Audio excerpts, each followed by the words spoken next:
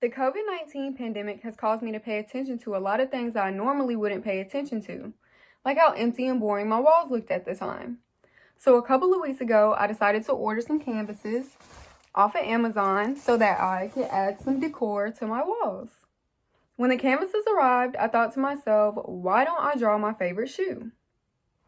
Drawing a shoe can be extremely difficult for some people, including myself, but using this simple design sketching method can make it super easy. I've used this method myself numerous times and was amazed at the results after just my first attempt. So today I'm going to show you the method that I learned and teach you a simple way to draw a shoe. So now let's talk about my favorite shoe, the Air Jordan 1. There are few shoes out there more widely respected than the Air Jordan 1. It was first designed exclusively for Michael Jordan in 1984 by Peter Moore. And it's so intertwined with fashion that even brands like Dior recognize its success. Since his first time wearing the Air Jordan 1s on court in 1984, Michael Jordan has made this shoe an iconic shoe. And now that I've given you some background information on the Air Jordan 1, let's get into how to draw your own Air Jordan 1. So I found the method that I'm going to be showing you today in a YouTube video that was created by Seth Fowler, who says that the Air Jordan 1 is the best shoe to sketch because the construction of the shoe is similar to a lot of other shoes.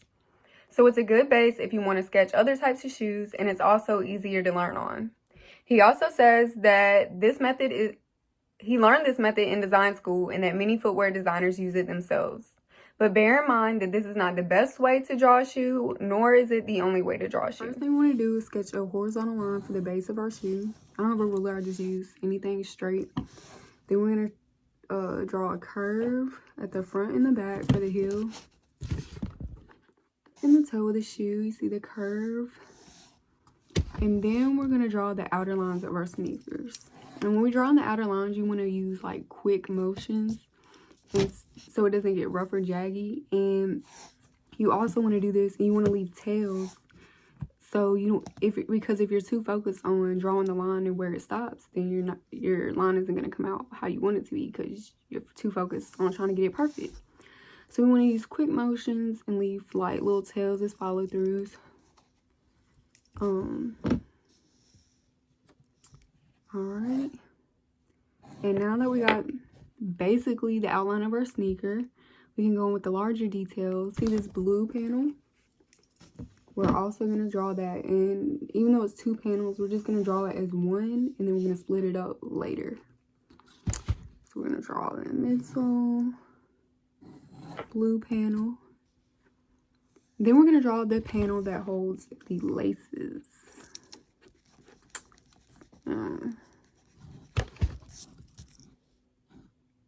And once we draw that panel, literally every other element of the shoe can relate to this panel right here and this panel right here.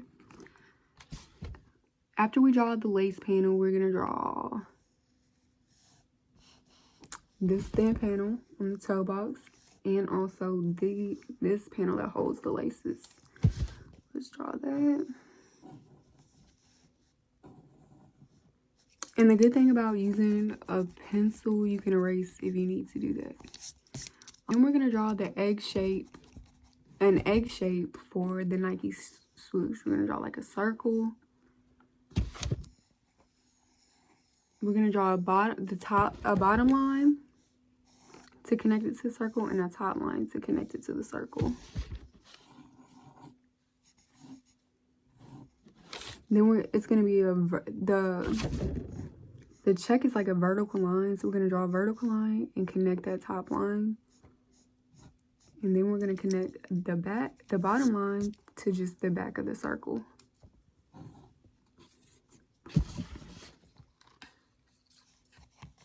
Now that we pretty much have all the large details laid out, we can go in and refine the large details. We can erase unnecessary lines and make certain lines darker.